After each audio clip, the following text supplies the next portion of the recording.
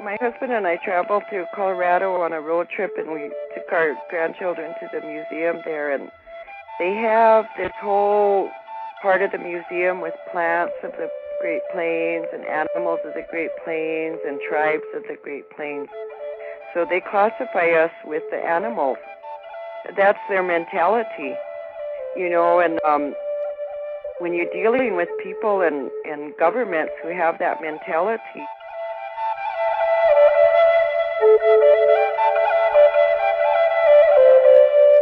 ho otakuye anahuptan kapo wichoye ai printacha nayak umpiktelo ahani makale aka wichala khota he ha dohani wasichun swichuyam shni makota ki tiwahe otakuye yan kapcha unshikchila iushkia hechel umpi hoyan khato kawashichya hina otakuye he unchapshni kyapi mama khashka hecha yampa na iho unktepi unktewa chimpi Okhala Kotaki, Ukishna la wichunki zapina, letana prewichayapi, ocha chele ampetoki, la kolyapi kilena ungluha pelo.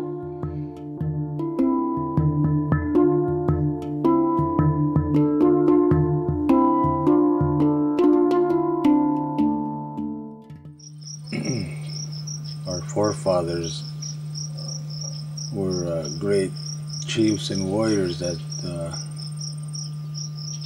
signed a treaty between the United States government and our people.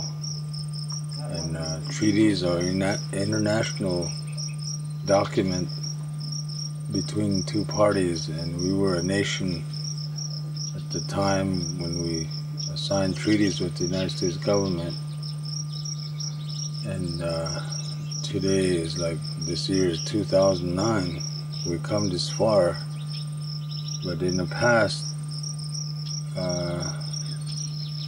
from the beginning, the United States failed to honor its agreement, and treaties were violated, and our famous chief, Crazy Horse and Sitting Bull, defeated Custer in 1876 and took the flag of the United States, captured the flag, and so from then on, the remnants of the 7th Cavalry took revenge in December 29th, 1890 at Wounded Knee, and massacred and slaughtered our people because of Custer. And we were,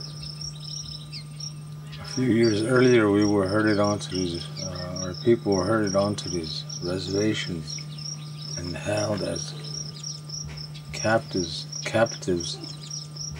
of the war between the Lakota and the United States. And we call it a prison without walls. These are reservations. And so that's how the United States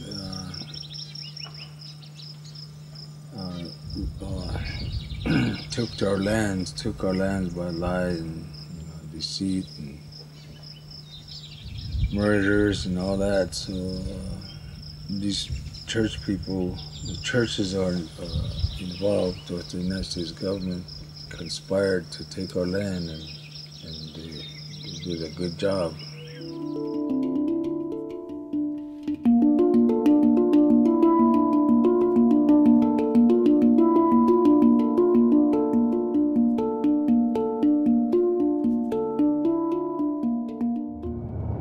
It's like Red Cloud said, you know, famous saying of Red Cloud, he said,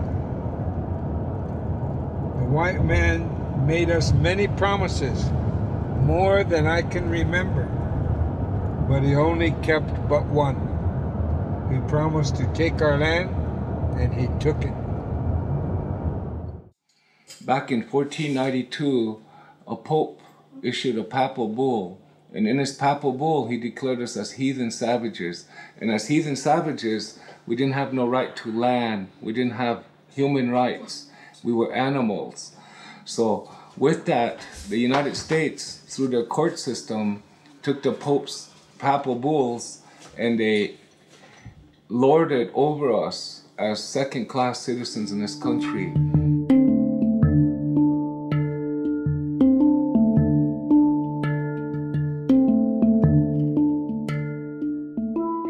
And in that declaration, he said that Indians were humans, that we were human in this country, that we're not supposed to be robbed, we're not supposed to be mistreated.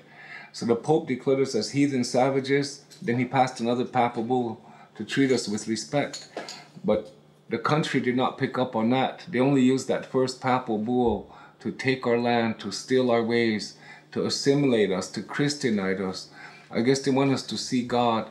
I guess when we're talking about Native America, you know, and specifically Lakota people and how the Lakota perceive what took place in the last 200 years, you know, it's been basically a cultural genocide as well as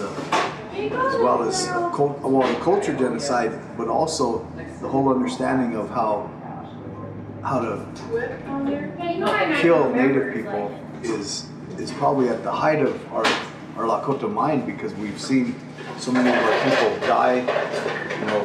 And one of the things I tell people now is that it's not done through wars, the Indian wars, or even through the smallpox and things like that, but it's done through economy and the economic, you know, pressures that are put on the Lakota people. You can't even build homes here because you can't get a bank loan, and that's a real issue.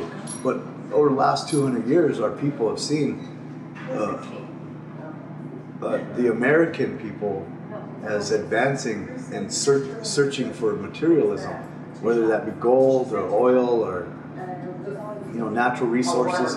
Even the farming industry is based on that. You know, it's all based on greed. And when our people first met the European Americans, they didn't refer to them in their skin color, but they referred to them in, you know, as far as the knives they carried, milakumska. And then eventually, as they got to know them, they called them washichu, because that means takers of the fat. And it basically means that they're greedy. Washichula means steals the best pieces of the meat. That's how we met him. He was stealing our meat. He was a fur trapper. And he was going hungry because he was a bad fur trapper. And he was starving.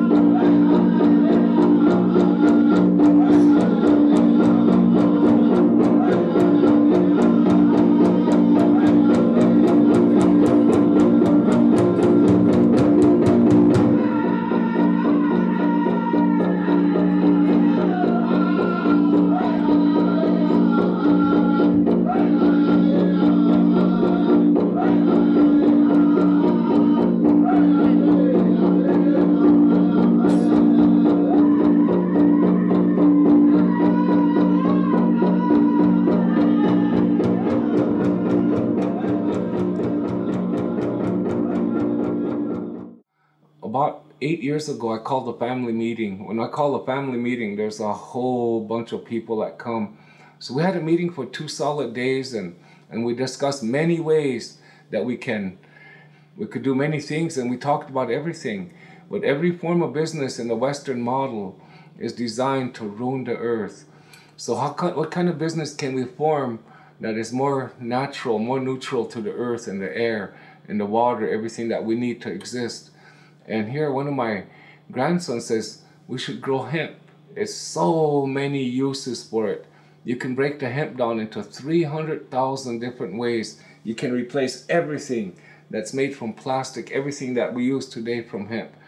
And fuel, you could use it for fuel. The fiber, you could eat it. So that's all we need. We could all live on hemp. We don't need nothing else.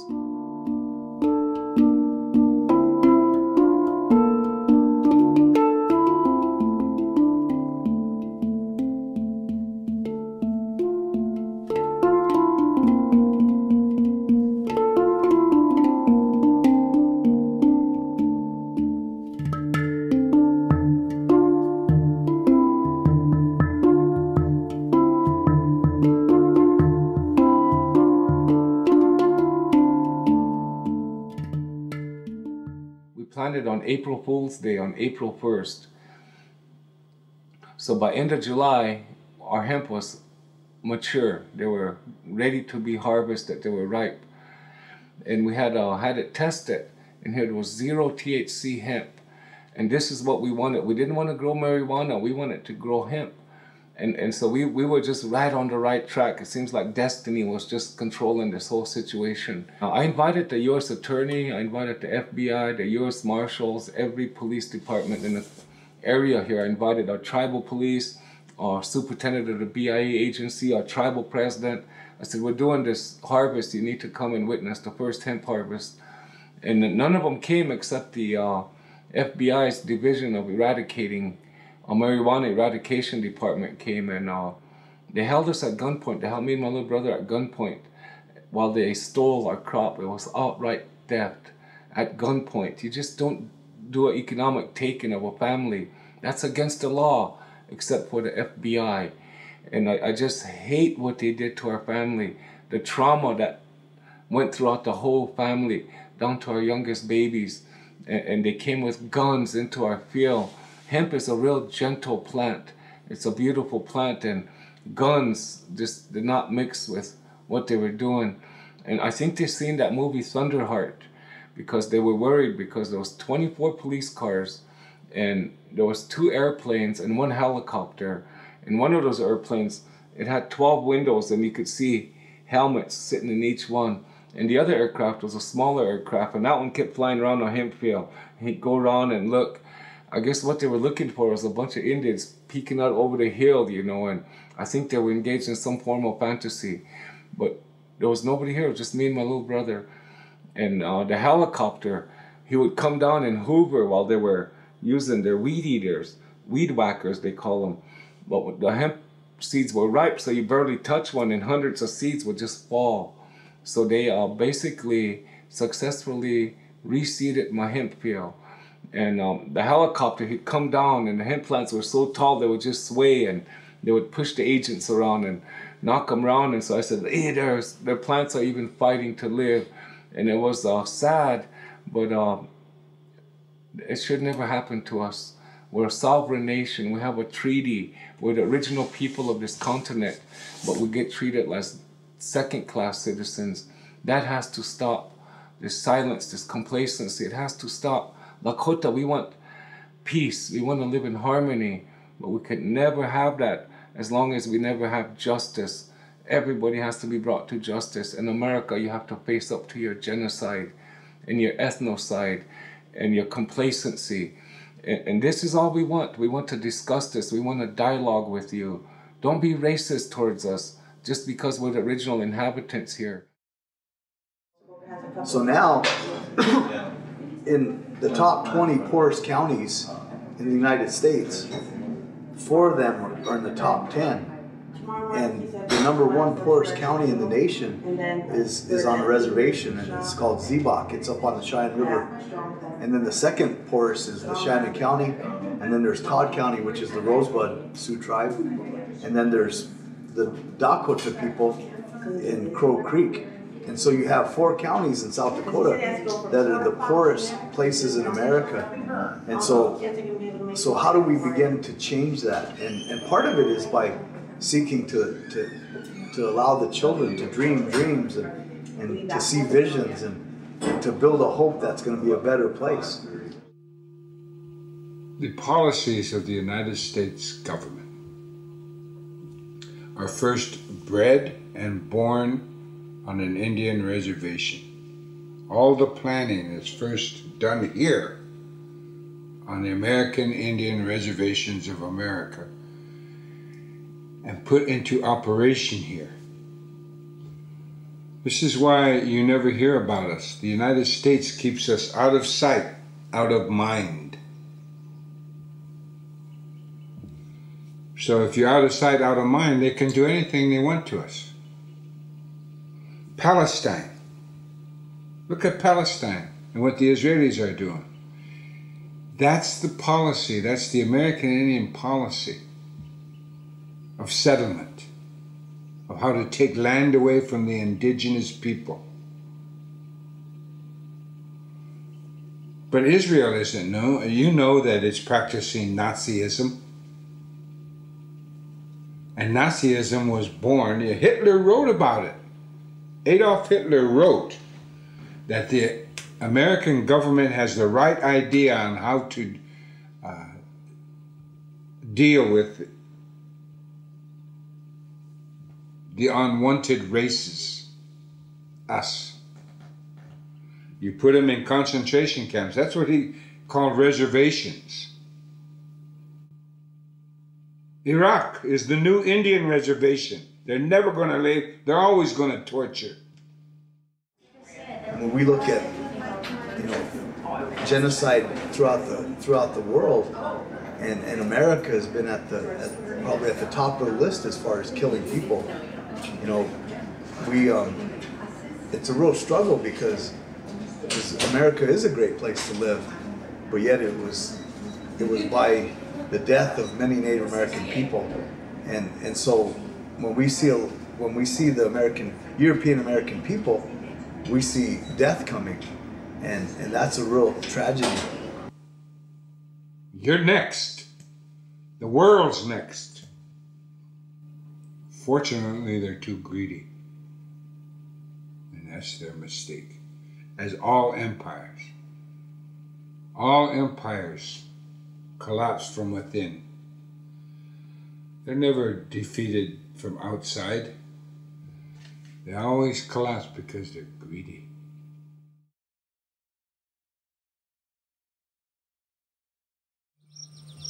In 1934, when the Indian Reorganization Act was introduced, a lot of our ancestors, such as my grandfather and their grandfather, never did sign to establish the IRA government.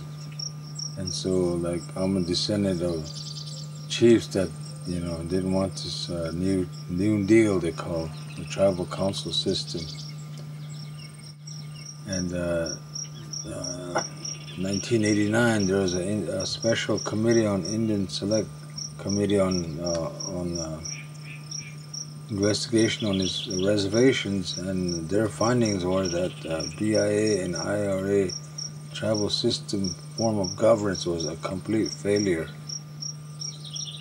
So some of us know that, and that's why we organized a Tioshpai.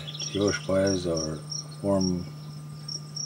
a form of the traditional form of governance, where the chiefs were selected. Those that are capable of leading the people were selected to lead the people, and the IRA government is anybody can become a leader. Just sign a petition and you're a leader. So that system is. We don't work with the IRA government, and we have to be free and to do as we please. We were afforded a right to self-determination by the United Nations Charter, as well as the United States Constitution, that we can decide what's best for our people in our community or reservation, instead of the government or someone else breathing down our throat and then telling us you're going to do this and do that. So that's what those laws don't pertain to. The federal laws and the state laws don't pertain to us. But patriarchy, that's the evil of the human race, is patriarchy.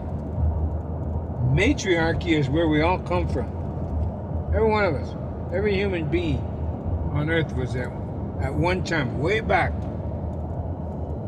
product of matriarchy. You see, patriarchy is a little over 6,000 years old. And look what it's done. Overcrowded, hunger, starvation, slaves, wars, killing, maiming, prisons, locks, keys, swear words, jails, prisons, you name it. Nut houses, crazy people.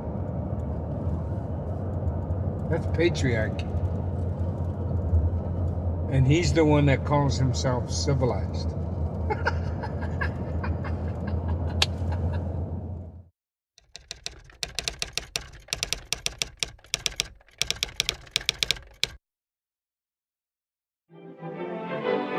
South of Hudson's Bay, James Bay, and at the southern tip of James Bay, the settlement of Moose Factory. News Magazine salutes Education Week with films of an Indian residential school 500 miles north of Toronto.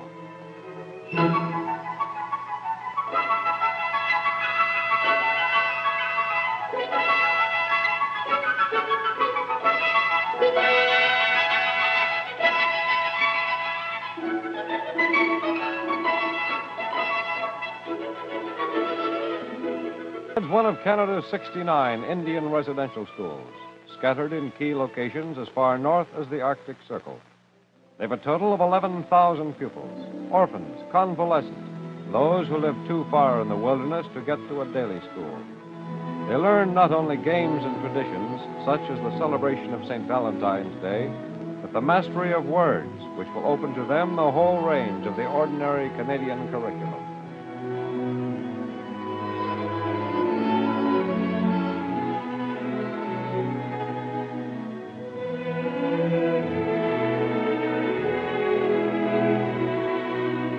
They come to school in September, go home for holidays in June. Instead of the isolation and neglect of the past, a free and equal chance with children in urban centers.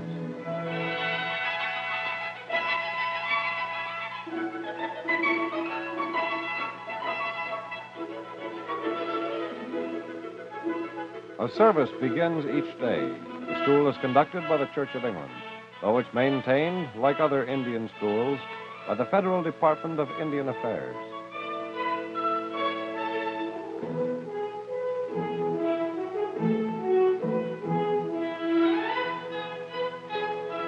For the oldest Canadians, a new future. We were not forced. They came in with the military and stole our children way back in the 1800s, and for almost 80 years in the last century, the 1900s. They stole our children daily and forced them into government boarding school and religious boarding schools. The Catholics and the Episcopalians, Church of England, and the other churches, they lobbied Washington, D.C., and they divided up the Indians among the Christians. Divided up our children. Here, you Baptists get this. You Lutherans get this. You Episcopalians get this one. You Catholics get this. And it was the Jesuits. I call them the Marine Corps of the Catholic Church. And And you know what happened to our young boys and our young women, our young girls, the Catholics and all the other pedophiles, the Christians.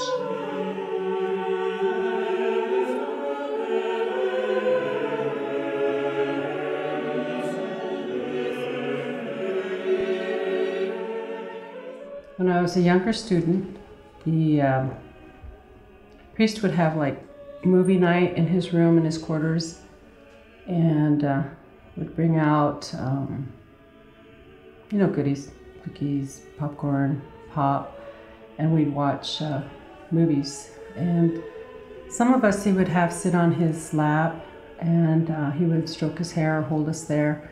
He would eventually move you on his lap to a certain position. There would be a bulge in his pants. He would try to hold you on that bulge, and if you tried to remove yourself or get off his lap, he would hold you down. And sometimes it would hurt you to hold you down, or he'd grab your hair. That was movie night. Behind his living quarters, there was, of course, a bathroom and a bedroom. I was hidden there many times by the priest. I can only tell you that in his bedroom, I know there was drapes and a bed. I was hidden under the bed if somebody knocked on the door, or hidden in the drapes. I can tell you I was hidden in the bathroom. I was allowed to help this priest shave. I could put whipped creamy stuff on his face. And one time a nun came in and asked me why I was there, and to this day I don't know why I was there. I mean, all I can tell you is I have a cloud of black. It's dark, and I don't know why I was there. I can imagine as an adult why I would think a child would be in a man's room, but I can't tell you why I was there. They whipped us, hung us over pipes, handcuffs. Little kids, maimed. I know, I saw it at Shalako Indian School back in the 1970s, and the American Indian movement. When we helped those students take over the school. They were being tortured. Torture is nothing new in this country. It didn't happen at Abu Ghraib. It happened for almost a century in the American Indian boarding schools of the United States government. Torture of little children, where they made the older children beat the younger children, so that as a little child, like my dad, he grew up in the boarding schools wanting to be older so that he could abuse the little kids. That's America. That's the United States of America. Torture isn't new for them. They're the most vile country in the history of the human race. The reason this genocide is unique in the world is for a number of reasons. First of all, it was aimed at children. By aiming specifically at children, it was a kind of genocide that didn't happen really in many other places in the world. Secondly, it was led by the churches, and it had a religious sanction. And also, it happened for a long period of time. Like the Nazi genocide was compressed into about 12 years in Europe. This genocide spanned 5 centuries, and it was supported by laws and by a religious ideology that said it was necessary for Christian people to destroy non-Christian people, and that was sanctioned by the Vatican. So because it extended over a very long period of time, it became so much the norm that it's not as visible as something that happened in a very short period of time. And these laws which allowed Indians to be legally killed, they become such a part of society that it's not even called a genocide anymore, even though the number of people that died in North America from the genocide is greater than any that ever occurred in history. At least tens of millions of people. So all of those things make this a very unique genocide in history, and yet there's no action around the world to bring those people responsible to justice.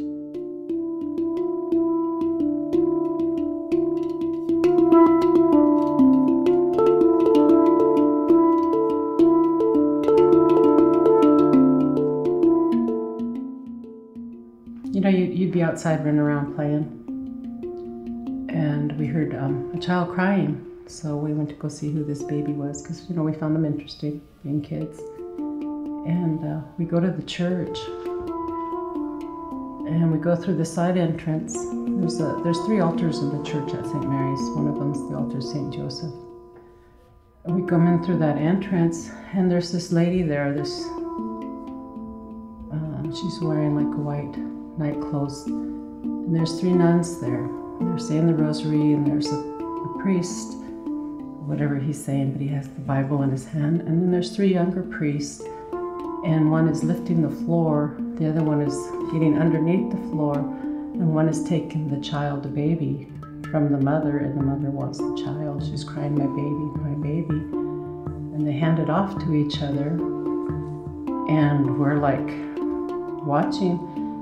And I think the mother saw us, and I think it gave her more energy to fight because she then had somebody that saw. So she started fighting more and screaming, help, help. And that's when the priest noticed us, so we took off running. And I remember the preacher saying, get them. But we kept running, and I don't think they recognized us or knew who we were because we didn't get in trouble.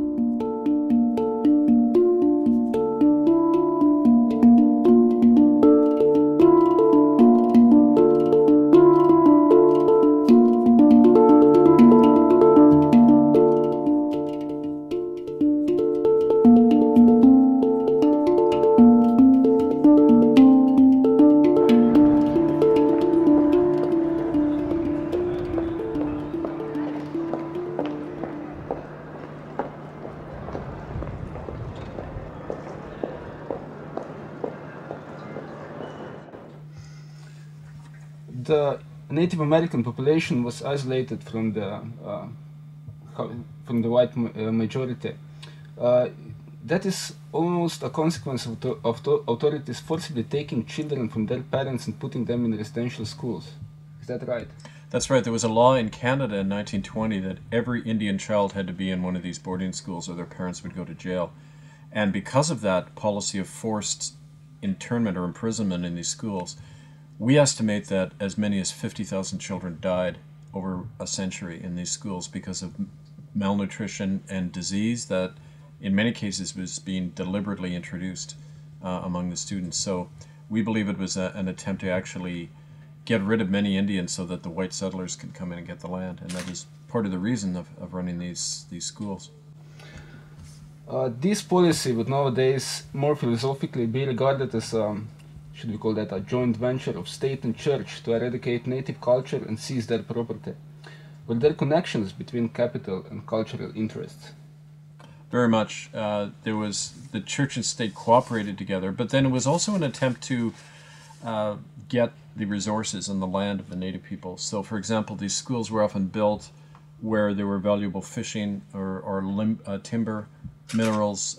It was a way to access those resources. So there's always been an economic incentive as well in getting native people off their land, and that still carries on today. You were also mentioning there were the experiments with eugenics, that they were sterilizing people that were deemed as, not worthy of having further generations.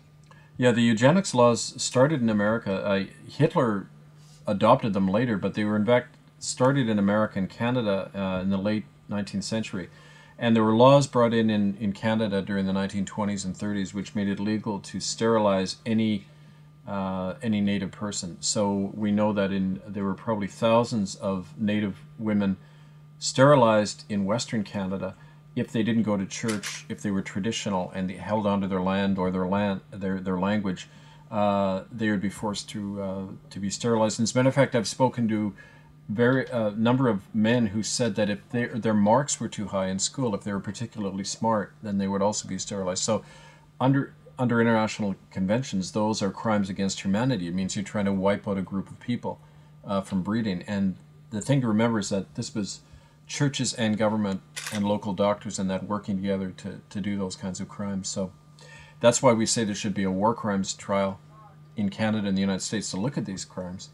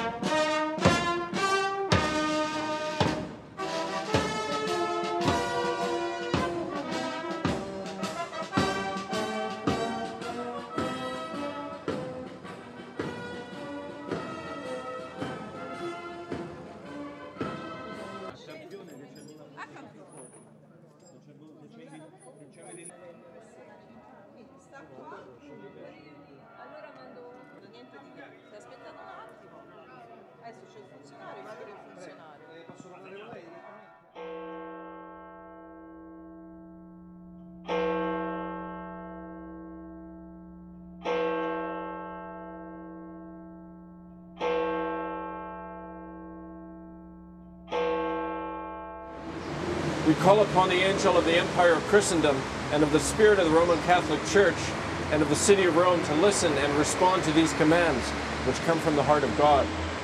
We see you and we name you for what you are, a false and murderous church. Angel of the Roman Catholic Church, your crimes and your lies have reached the heavens. For the blood of the innocent you have murdered have affronted the heart of God. The children you rape and kill witness against you. You can no longer escape justice. For whatever you do to the least of God's children, you do to God himself and herself. For all your unspeakable crimes, for the lands you have stolen and the souls you have corrupted and the children you have murdered, there can be no cure.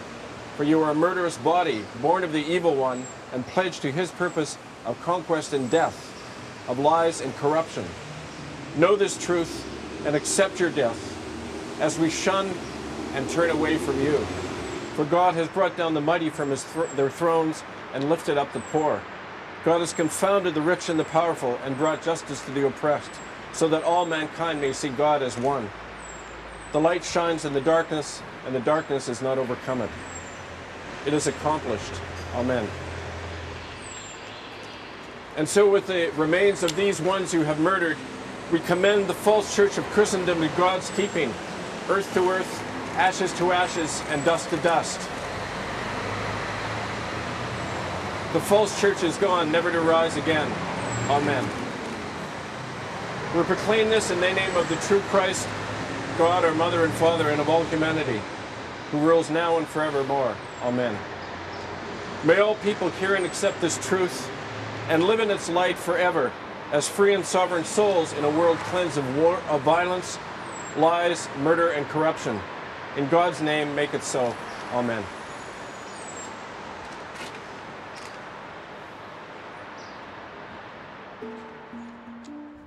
I guess when I think about the transformation or the acknowledgement of people coming forward,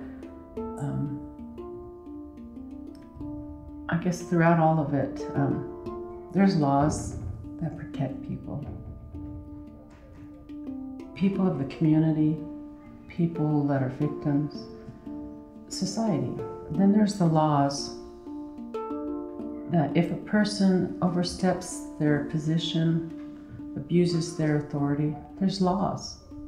Laws that bring these people to court, whether they're in charge of banks, corporations, police. They overstep the boundaries, they're charged criminally and eventually civilly. When I reported my church incident to the detective that was assigned to investigate,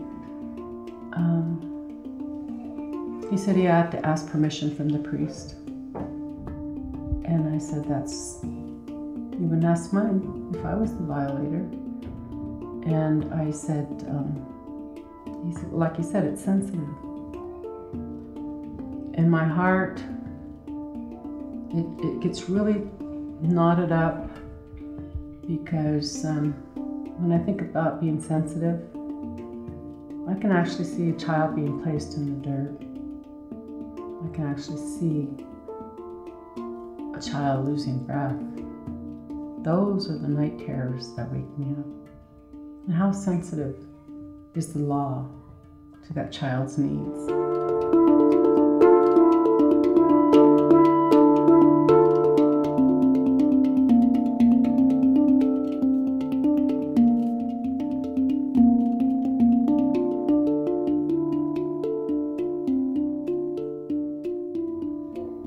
And when we provide them that knowledge that they're safe and in their own boundaries, we're not protecting the citizens, the sacred citizens, the innocents, and definitely they abuse their power.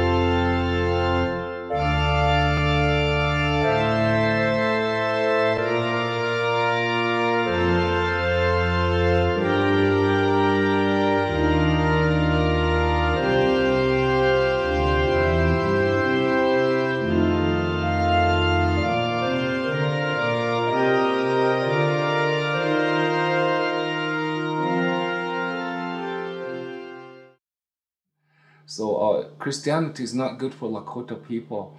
The original Christians in Europe, I respect them, but the Christians here in America, they're complacent about the situation with us in this country, and they're silent on the genocide.